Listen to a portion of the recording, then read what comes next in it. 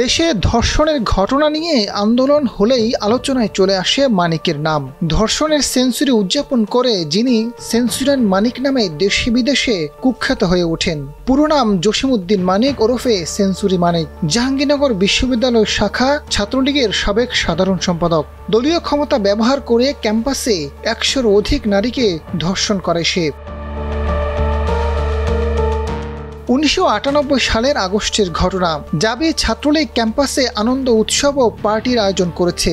Cake কাটা, মিষ্টি বিতরণ, ককটেল ফাটিয়ে রীতিমতো চোখ ধাঁধানো উৎসব। কিন্তু সাধারণ ছাত্ররা কেউ জানে না ছাত্রলীগের এই উৎসবের উপলক্ষ কি।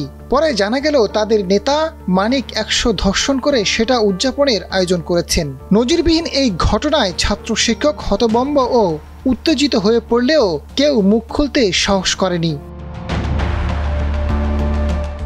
একটা সময় একচ্ছত্র ক্ষমতার অধিকারী মানিক তীব্র আন্দোলনের মুখে ক্যাম্পাস থেকে দলবল নিয়ে পিছু হটে। ঘনিষ্ঠজন ছাড়া কেউ তাকে এরপরে প্রকাশ্যে দেখেনি। বিশ্ববিদ্যালয় থেকে বহিষ্কারের পর ইতালিতে চলে যায়।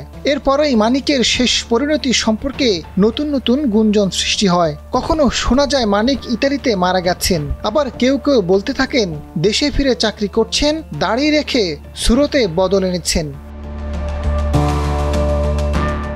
২০১০ সালে হঠাৎ মানিকের মৃত্যুর খবর আসে। একদিন সন্ধ্যায় হৃদযন্ত্রের ক্রিয়া বন্ধ হয়ে মারা যায় সে। তথ্য পেয়ে প্রতিবেশী মোহাম্মদ সেলিম দ্রুত মানিকের বাসায় আসেন।